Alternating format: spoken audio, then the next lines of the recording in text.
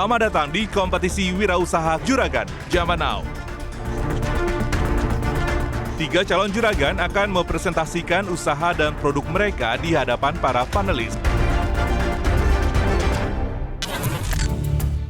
Saya minum lontar, tapi saya belum pernah minum ini.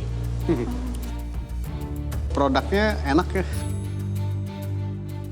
Teksturnya lebih kenyal, yang ini enak. Menggunakan the heart in designing the product. Yeah. Ini Bapak dari kaki 5 sekarang omsetnya miliaran, so I applaud you for that. Congratulations, Terima kasih, Bu. Kami akan menentukan yang menjadi sebagai juragan adalah Mampukah peserta membuat para panelis terkesan dan berhasil mendapatkan tambahan modal ataupun investasi? Dan ini dia ketiga calon juragan hari ini.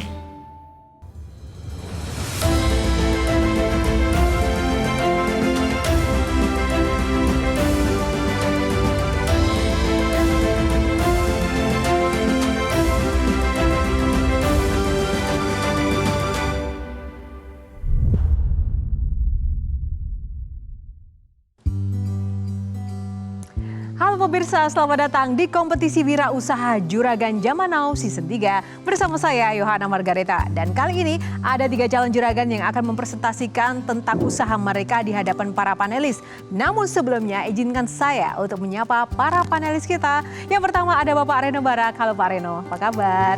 Dan juga ada Ibu Anandita. Makasih Ibu Dita, apa kabar? Dan Ibu Dian Ono. Halo Ibu Dian. Dan ada Pak Rex Marindo, Pak Rex. Dan selanjutnya juga ada Bapak Sebastian Togelang yang merupakan founder Rigel Capital and Brandami. Pak Sebastian, apa kabar?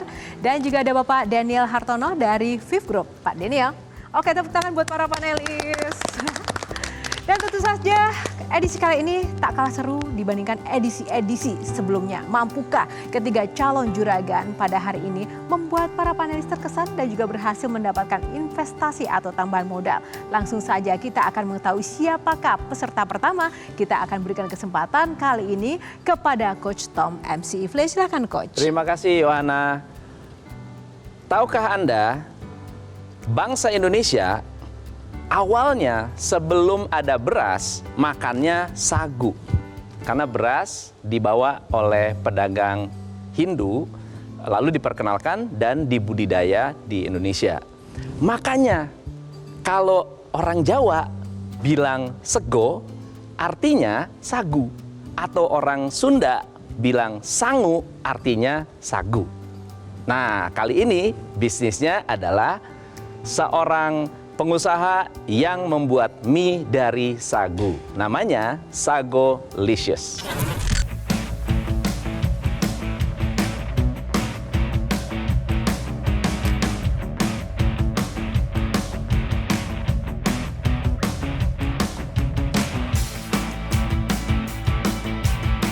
Hai, saya Jenny Wijaya, founder dari Sagolicious, sagu yang healthy delicious.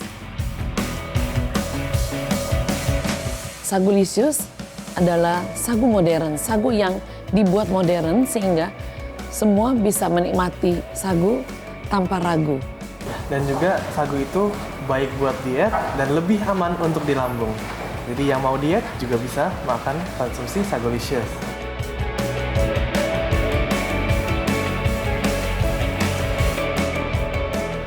Kami siap menjadi juragan Zaman Now.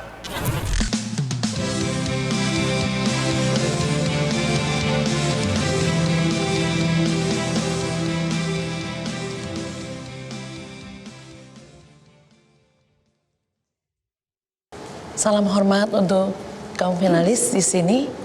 Izinkan kami memperkenalkan Sagolicious. Saya Jenny Wijaya, founder dari Sagolicious. Ya, dan saya Charles sebagai co-founder dari Sagolicious. Mengapa Sagolicious? Sagolicious itu mempunyai banyak sekali kelebihan. It's healthy dan juga mempunyai dampak sosial dan nasional as well. Apa yang kita sudah lakukan untuk mempromosikan Sagolicious ini? Kita sudah ada restoran, tepatnya di Kelapa Gading. Kalau mau visit, welcome. Kita ada produk-produk seperti mie Sagolicious ayam, Sagolicious seafood, dan juga mie Sagolicious kuah kuning. Dan masih banyak lainnya ada di restoran kami. Ini adalah gambar dari restoran kami juga. Pertumbuhan kita dari tahun ke tahun. Dari kita waktu kita berdiri tahun 2021. Sejak tahun 2001 kita ada peningkatan setiap tahunnya 2 kali lipat. Yang kami inginkan bahwa Sagulisius akan membuka banyak outlet seluruh Indonesia dari Sabang sampai Merauke dan juga go to internasional. Baik, tepuk tangan, terima kasih presentasinya. Dan oke, langsung mungkin ke Pak Rex dulu nih. Pak Rex boleh komentarnya tentang mie sagu dan sejenisnya ini. Ya, pertama sudah habis, kurang banyak. Oh, kurang banyak.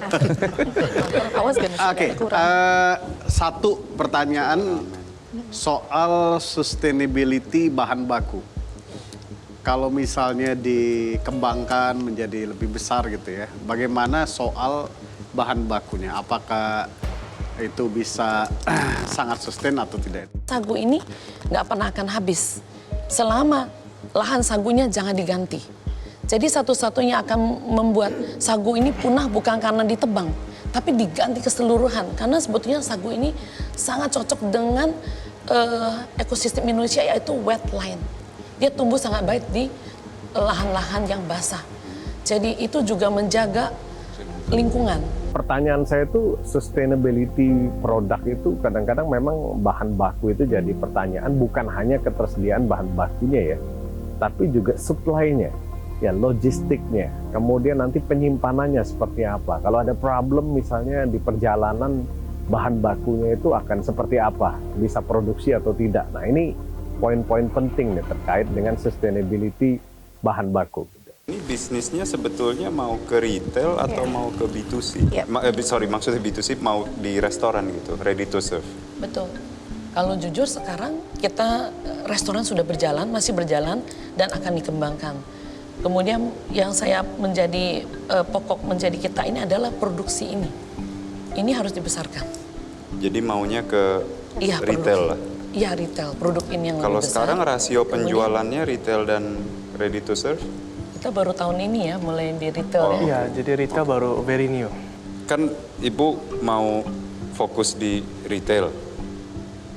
Kenapa mau buka outlet lagi? Buka apa? Outlet. Maksud saya mau ngambil arah mana nih? Ke kiri apa ke kanan gitu? Mau ke restoran, fokus atau mau ke retail? Gitu ya. Kalau boleh sih dua-duanya jalan sih. Nice. Bisnis retail itu tidak mudah, apalagi tidak ada brand, tidak ada BA, produk belum dikenal, tiba-tiba nongol di pasaran begitu saja, bukan hal yang mudah. Not impossible, tapi sangat sulit saya bilang. Dan biasa, mungkin saya salah, teori yang saya punya adalah selalu restoran ke retail, bukan sebaliknya, bukan retail ke restoran. Mungkin ada beberapa example seperti itu, tapi saya bilang mungkin ada baiknya, terutama restorannya itu udah rame dan udah profitable, kenapa nggak buka cabang kedua, ketiga, mungkin bahkan bisa di franchise. Biarkanlah orang mengetahui brand ini lebih dalam, dia bisa merasai, bisa melakukan pendekatan, aktivasi brand dan lain-lain. Setelah itu baru bisa masuk ke FMCG. Saya kayaknya pernah beli yang box kiri Sudah di pernah ya? e-commerce sepertinya. Cuma rasanya teksturnya lebih kenyal. Yang ini enak. Nggak tahu saya nggak bisa masaknya ya. Betul Bu. Nah itu, tapi kayaknya udah sesuai dengan petunjuk di sana. Apa memang beda cara masaknya atau gimana, Sagu? Iya, mungkin Biar ke restoran. sepertinya emang Biar ke restoran. harus kita edukasinya harus lebih Bu ya. Itulah Soalnya kan keunikan challenge, kita. maksud saya, challenge adalah kalau mau fokus di retail, katakanlah customer-nya seperti saya. Iya. Terus ketika saya beli, masaknya gagal, mungkin saya nggak beli lagi gitu kan. Saya lebih baik datang ke restorannya gitu kan. Gitu. Setuju, setuju. Bisnis restoran dan bisnis retail ini dua hal yang sangat berbeda gitu. Jadi lebih baik kita sih sarankan sebenarnya kita fokus dulu ke yang lebih banyak memberikan revenue ya, karena yang untuk produk retail itu misalnya orangnya seperti saya yang tidak terbiasa memasak sagu, kemudian membeli produknya Sagulisius, memasak dan ternyata tidak seenak yang seharusnya karena ketidaktahuan saya tentang cara memasak sagu, akhirnya saya nggak jadi membeli lagi gitu kan. Maksudnya kan di sini kan kita juga investor ya, apakah terbuka untuk investment atau hanya exposure aja yang dibutuhkan? Open Very for open. discussion kita sih. Very open for investor. Ini kan langsung dari Papua ya? Betul.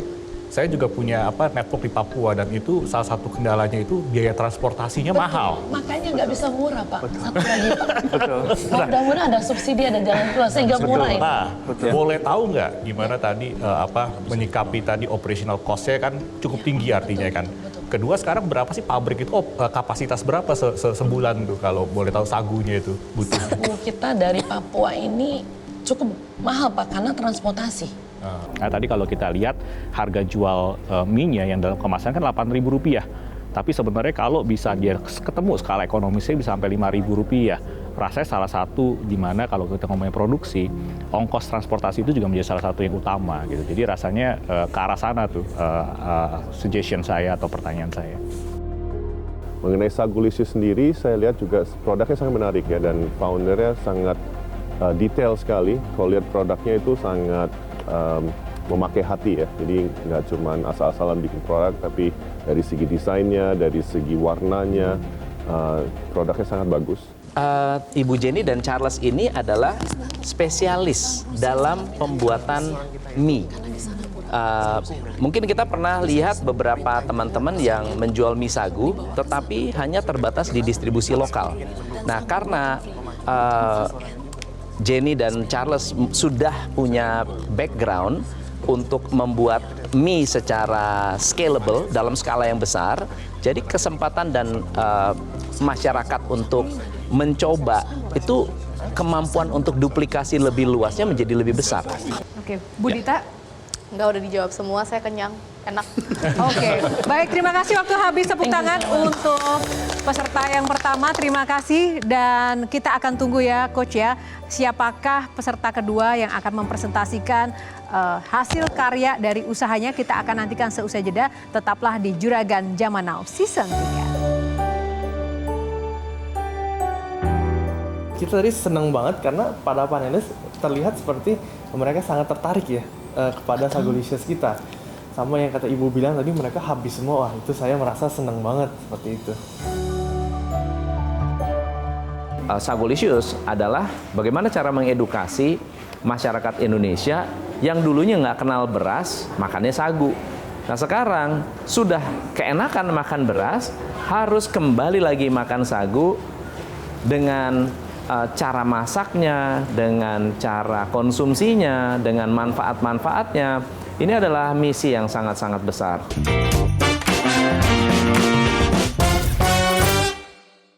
Didukung oleh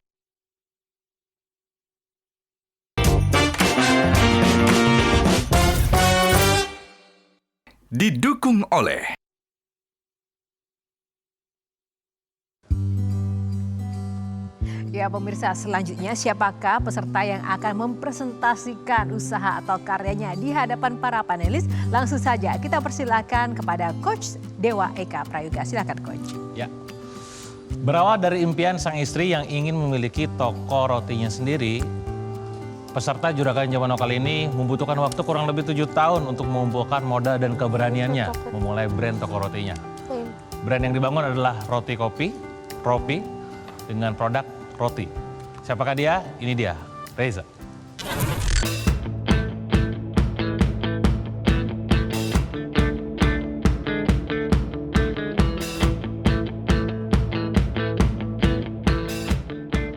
Saya Ahmad Reza, founder dari Roti Ropi. Roti Ropi merupakan roti kopi yang punya 7 varian rasa. Kita hadir dari 2016, mulai hadir dari Bekasi.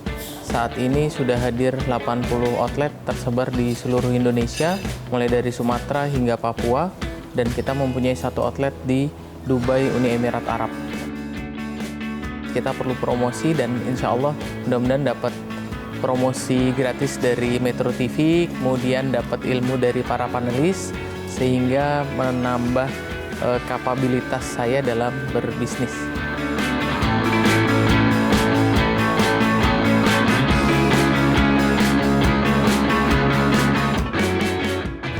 Saya siap menjadi Juragan Zaman Now.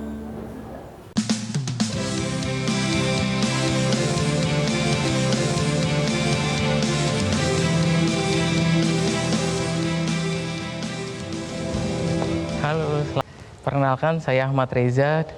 owner dari Roti Ropi. Roti Ropi merupakan roti kopi yang punya 7 varian rasa.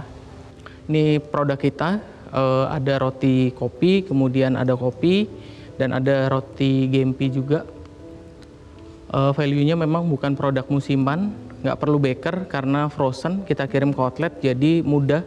Di outlet hanya proses tinggal 30%, 70% kita produksi di pabrik.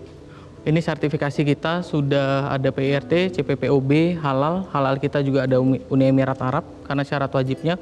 ISO 9001 sudah dapat, kemudian ISO 22000 sedang proses audit. Kemudian kita menawarkan untuk buka franchise, bukan buka outlet kita, outlet new brand atau maklun ke kita, fokus di rumah sakit karena di mall dan bandara sudah ada produk sejenis juga. Kemudian kira-kira kebutuhan modalnya itu per outlet perkiraan 150 juta, total sekali 10 outlet kita minta sekitar 1,5 miliar. Baik, tepuk tangan untuk presentasinya. Nah, sebelum ke panelis, Coach Dewa, saya penggemar roti kopi ini. Di luar sana itu kan banyak nih brand-brand yang emang udah jadi suhunya gitu, Ya, roti kopi. Nah, kenapa kita harus memilih roti Ropi ini? Ya, roti Ropi memang dari segi produk mungkin kawan-kawan juga sudah bisa melihat ya, akan ada banyak sejenis yang mungkin sudah beredar di luar, di stasiun, di bandara dan sejenisnya. Yang membedakan mungkin dari segi nanti supply-nya dari frozen itu sendiri, juga dari segi titik distribusi yang paling kelihatan tadi ya. Memilih distribusi rumah sakit. Kenapa memilih rumah sakit? Karena pasarnya sudah ada, yang itu artinya orang-orang gak usah diedukasi lagi promosinya, tinggal udah ada aja gitu kan. Nah, beberapa outlet yang sudah ada tuh ternyata perform di situ.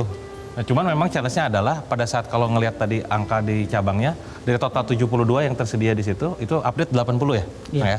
Ada 80, itu 20 milik sendiri, sisanya tuh dimitrakan. Nah, yang dimitrakan ini kan di luar kendali ya, seperti yang kita tahu juga sistem kemitraan.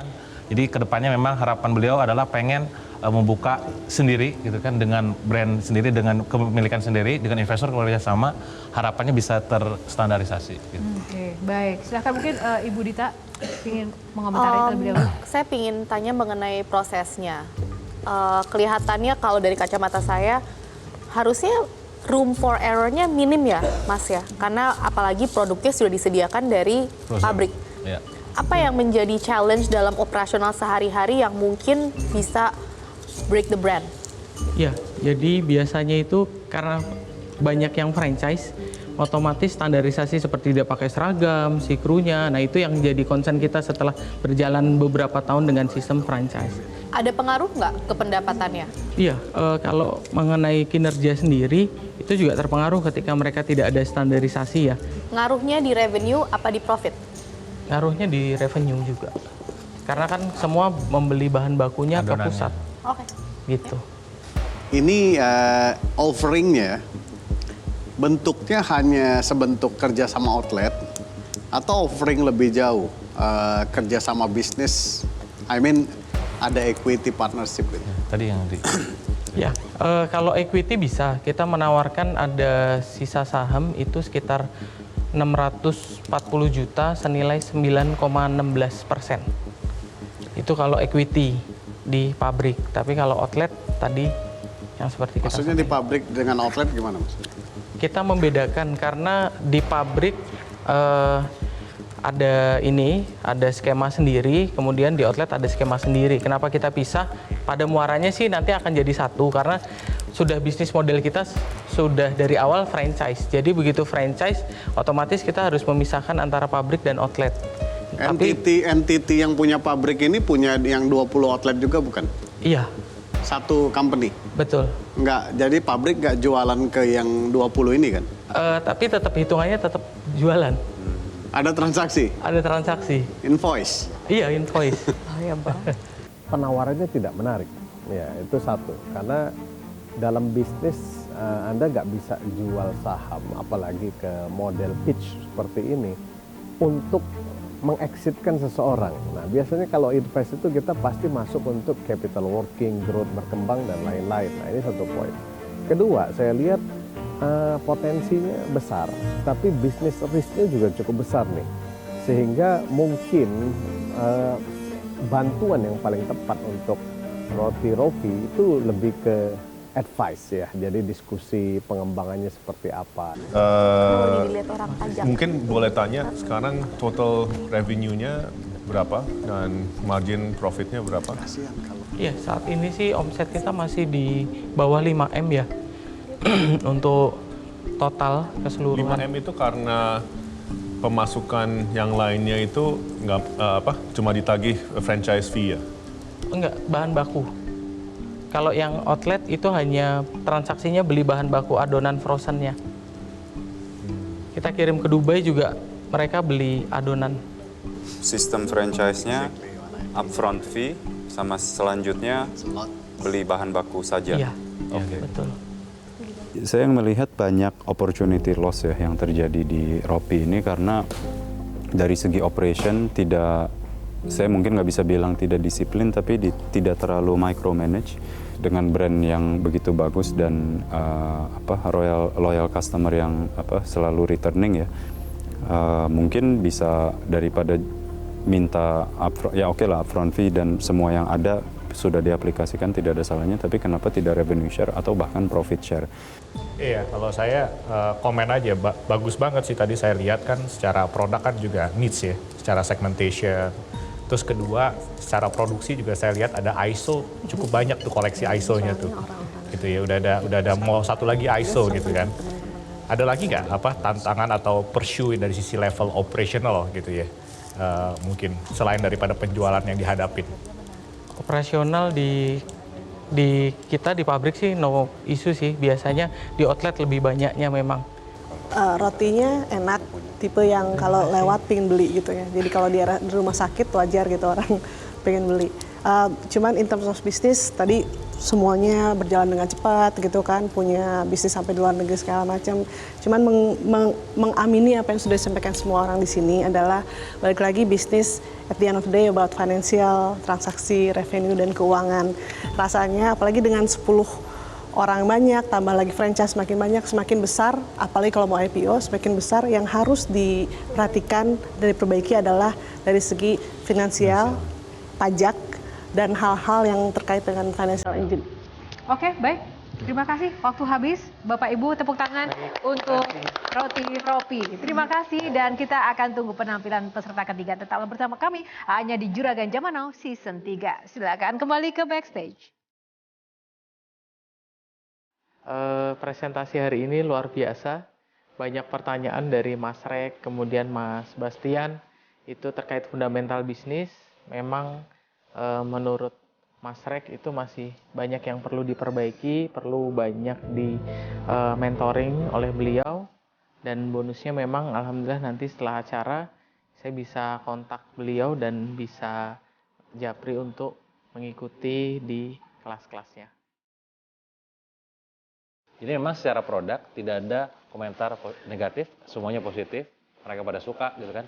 Secara bisnis model pun secara distribusi tidak dipermasalahkan ketika memilih sebagai rumah sakit sebagai sasaran distribusi. Cuma dari segi fundamentalnya aja sih. Jadi ini bisnis, nextnya mau dibawa kemana gitu ya. Apakah memang mau IPO kah? Apakah mau kemitraan kah? Atau memang sendiri gitu. Nah, ini aspek penting pada saat scale up itu.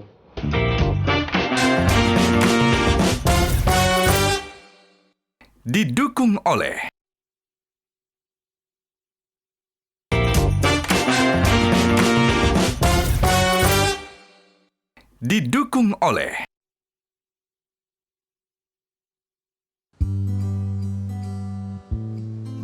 Ya pemirsa, selanjutnya siapa calon juragan ketiga yang akan melakukan presentasi di hadapan para panelis? Kita langsung saja persilahkan Coach Peter Scherer. Silahkan Coach Peter. Terima kasih Kak Yohana. Calon juragan kali ini sungguh sangat inspiratif. Kenapa demikian? Karena memulai usaha sebagai pedagang kaki lima, lalu digusur, tapi kemudian usahanya malah meroket. Usahanya malah bisa membuat produknya tersebar ke 18 negara. Penasaran seperti apa? Kita panggilkan sosok inspiratif berikut ini, Mas Indra, dengan produknya Legend Trend International.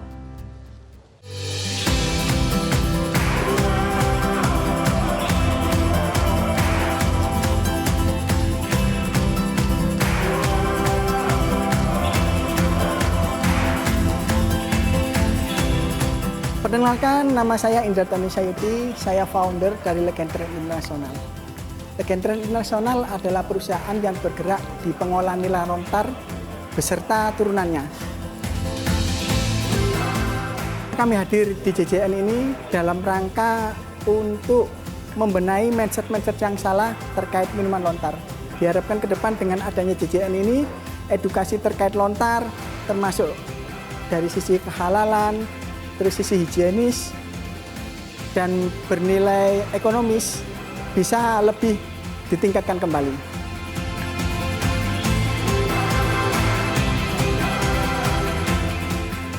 Saya siap jadi juragan zaman now.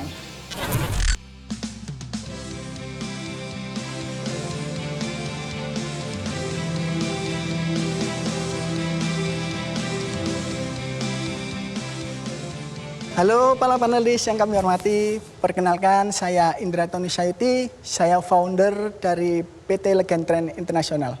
Legendtrend International adalah perusahaan yang bergerak di bidang pengolahan nira lontar, pertama dan satu-satunya di dunia yang sudah memiliki sertifikasi halal ISO 9001 dan HACCP. Legendtrend ini saya mulai dari pinggir trotoar Bapak Ibu. Jadi atas izin Tuhan, saya digusur Satpol PP, namun saya nggak pernah menyerah. Saya terus bangkit, karena saya kedapatan amanah dari kedua orang tua saya, yang sekarang sudah almarhum, bahwasanya saya harus melanjutkan bisnis mereka. Saat ini kita sudah mampu meningkatkan omset kami sebanyak 39 kali lipat. Dari yang awalnya jual di pinggir jalan hanya 65 juta per tahun, saat ini mencapai 2,5 M. Harapan kami ke panjenengan semua, selain networking, kolaborasi, exposure, yang paling penting ini kami mengharapkan masukan dari panjenengan. Karena saya yakin jenengan sudah lebih dahulu berbisnis daripada kami. Bagaimana bisa jadi halal dan tidak terfermentasi dari segi produknya? Jadi tantangan kami pada waktu itu sebenarnya yang jadi value kekuatan kita dibandingkan dengan pengolah legend lainnya, itu karena saya itu dapat resep turunan itu dari kakek buyut saya itu dari 1942. Itu nggak pernah terfermentasi, jadi selalu air nira. Nah, itu masih hanya tahan 7 hari. Jadi kalau kita trial cocok kita kembangkan, kalau enggak kita buang. Dan itu saya riset sendiri itu dari 2003 sebenarnya.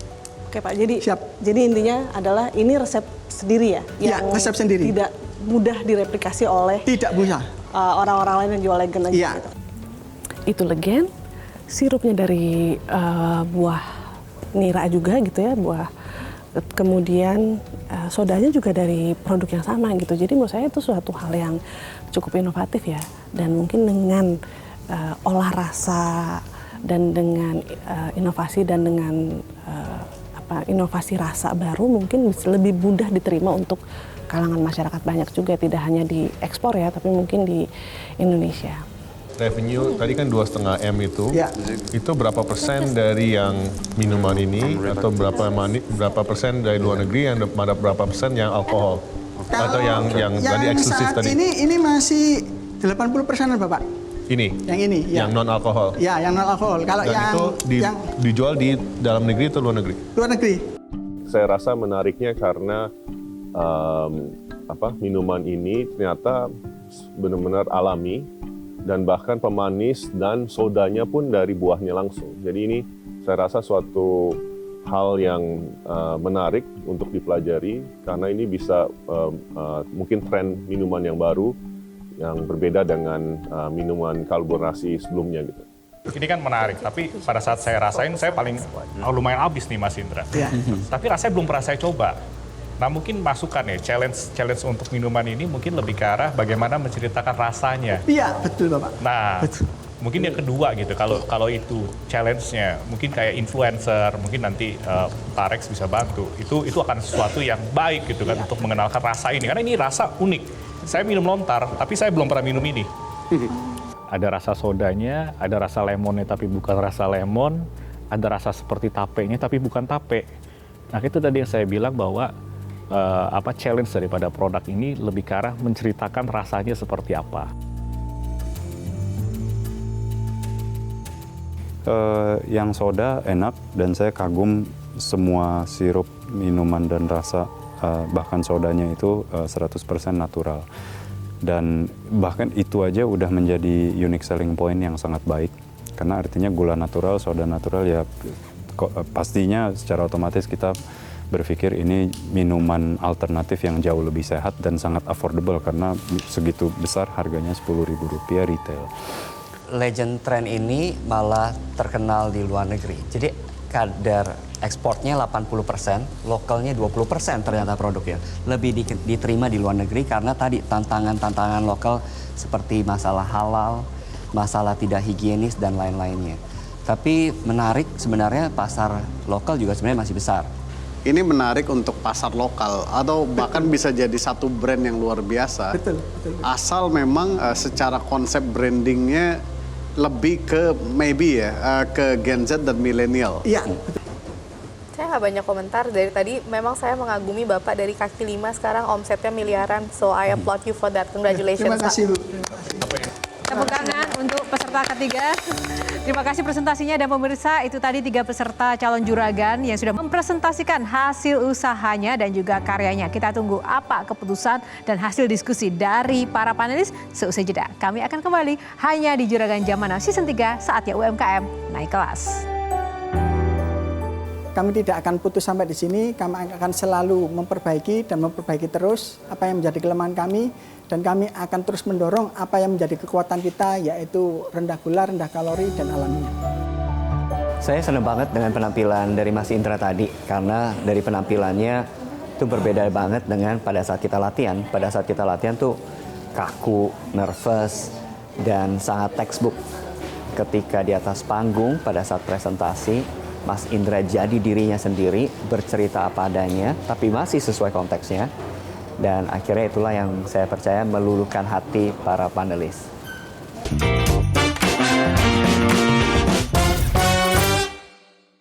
Didukung oleh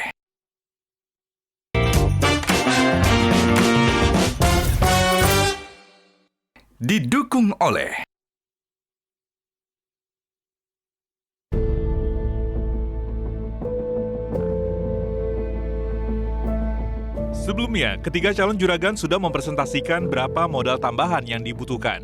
Yang kami inginkan bahwa Sagulisius akan membuka banyak outlet seluruh Indonesia dari Sabang sampai Merauke dan juga go to internasional. Kira-kira kebutuhan modalnya itu per outlet perkiraan 150 juta, total sekali 10 outlet kita minta sekitar 1,5 miliar. Harapan kami ke panjenengan semua, selain networking, kolaborasi, exposure, yang paling penting ini kami mengharapkan masukan dari panjenengan. Akankah tambahan modal yang diajukan ketiga calon juragan diberikan oleh para panelis? Kan very clear. Yes, kalau itu very clear. Kalau itu I don't think kita harus ngomong semua juga very clear. I mean the one is the number one also not here. Yeah. Walaupun dia memang all over the place gitu karena passion kali ya, setiap ditanya apa tuh. Seperti apa hasil yang akan didapatkan oleh ketiga calon juragan dari para panelis? Kita akan langsung saja undang 3 calon juragan ke studio.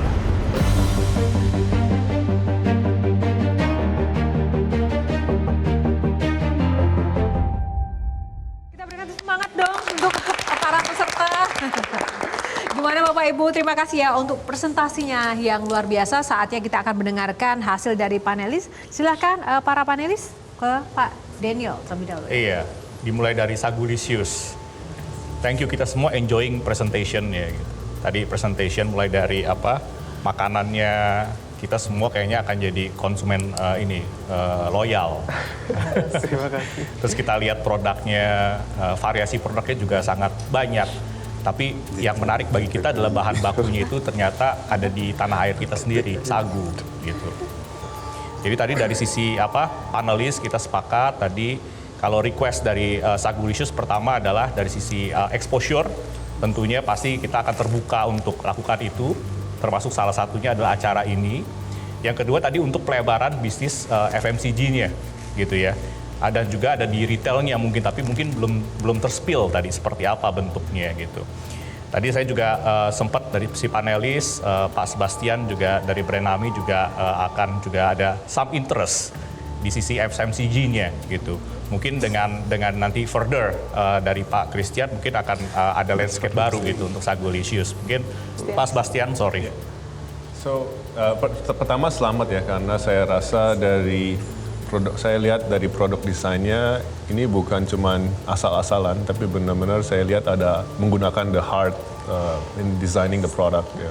Jadi mungkin habis ini we're open to discuss about your strategy ke sana, karena memang belum jelas ya sampai sekarang strategi detailnya kemana. Tapi if you're open to discuss, we're happy to talk about potential investment. Banyak sekali masukan yang berharga. Ya, bagaimana ke depan kami harus mengembangkan produk dan juga kelihatannya kita akan mendapat investor ya. Karena tadi semuanya panelis bilang Sagolicious enak banget gitu. Baik, terima kasih. Yang kedua, Pak Rex. Ya, Mas Ahmad Reza ya. Ya, sebelumnya congrats ya. Pengembangan bisnisnya luar biasa banget. Untuk level teman-teman UMKM dan UKM bisa berkembang puluhan cabang ya di berbagai lokasi, dan juga strateginya cukup menarik ya, RSUD yang lebih besar. Kemudian juga produknya enak ya, maksudnya saya makanin walaupun isi coklatnya kurang banyak kalau buat saya, tapi segmen market lah itu ya, gitu. Cuman memang fundamentally sekilas saya ngelihat cukup banyak bisnis risk yang mungkin ada di dalamnya. Jadi mungkin satu hal yang bisa kita berikan yang menurut kita cukup valuable, yang mungkin bisa dimanfaatkan oleh Mas Reza adalah mungkin kita akan set kalau Mas Reza tertarik untuk sesi diskusi dan konsultasi ya, which is it's sangat valuable ya, tidak sebanding dengan price yang manapun, karena ini akan fundamentally akan kita coba explore, kita gali, kita coba kasih advice, perbaikan, sehingga nanti begitu growth itu tidak lagi banyak problem dan juga peluang-peluang lainnya jadi bisa terbuka. So, Kongres Mas Reza, see you nanti kita ngobrol-ngobrol lagi ya. Terima kasih. Dapat sesi spesial. Oh, hasil akhirnya alhamdulillah dapat mentoring dari Mas Rek. Beliau janji akan mentoring saya untuk bisa menguatkan fundamental yang lebih baik lagi. Oke, saya sama Mas Indra ya dengan Legend Trend ya? Ya, Legend Trend Internasional. So, betul kata Coach Peter tadi bahwa Mas Indra adalah sebuah sosok yang inspiratif sekali. Jadi kita semua salut dengan perjalanan Mas Indra mempertahankan resep keluarga dari tahun 40-an, jatuh bangun, resilient gitu ya, tahan banting sampai sekarang bisa ekspor ke luar negeri. So itu satu hal yang kita harus appreciate ya. Bahwa yang kedua selain tadi tahan banting juga sebagai seorang juragan juga inovatif, produk-produknya yang bisa membalik persepsi masyarakat yang tadinya ini produk yang tidak halal sekarang menjadi halal dan bisa tidak hanya minuman belaka tapi jadi sirup, jadi soda, dari segala macam. Jadi dari segi produknya sangat inovatif. Mas Indra tadi tidak minta di-invest, tapi minta di-advise. Beda dikit, invest sama advice. Jadi kalau misalnya dari Mas Indra butuh advice on business, on branding, social impact, itu bisa discuss sama kita langsung. Terima kasih banyak. Terima kasih. Selamat ya, sudah terpenuhi tadi permintaannya ya Pak ya. Sudah terwujud. Oke, baik. Saatnya Pak Reno, silakan. Yang paling terjuragan di antara 3 calon juragan. Oke, episode kali ini kita merasakan semua spirit, nilai-nilai ambisius ya dari semua juragan yang ada. Sagolicious ingin secara agresif fast moving consumer goods, retail, dan juga ready to eat, langsung pengembangan outlet. Roti Ropi dengan ambisi IPO, dan Legend Trend yang ingin memfokuskan dirinya both di local market dan international market. Kita semua sudah mendiskusikan dan pilihan yang sulit, tapi kita harus memilih juragan malam ini. Jadi pada episode ini kami akan menentukan yang menjadi sebagai juragan adalah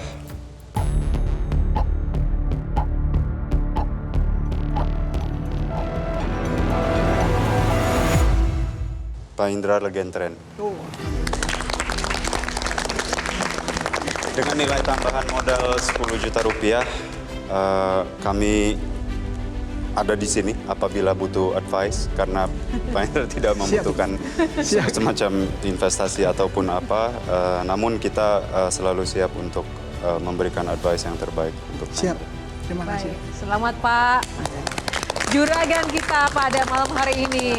Nah, tepuk tangan dong untuk para panelis kita yang luar biasa. Terima kasih untuk waktu, sumbangsih, peluang dan juga investasi yang luar biasa, lebih daripada uang. Terima kasih untuk para panelis dan juga selamat sekali lagi untuk para peserta. Semoga apa yang didapatkan melalui program Juragan Zaman Now Season 3 ini dapat mengembangkan bisnis Bapak Ibu sekalian dan juga menginspirasi rekan-rekan UMKM yang menyaksikan program ini. Dan tentu saja semoga juga terus ya membuat UMKM kita semakin naik kelas. Saya Yohana Margareta undur diri. Terima kasih atas kebersamaan Anda. Selamat malam. Sampai jumpa. Saatnya UMKM naik kelas. Semangat selalu semuanya.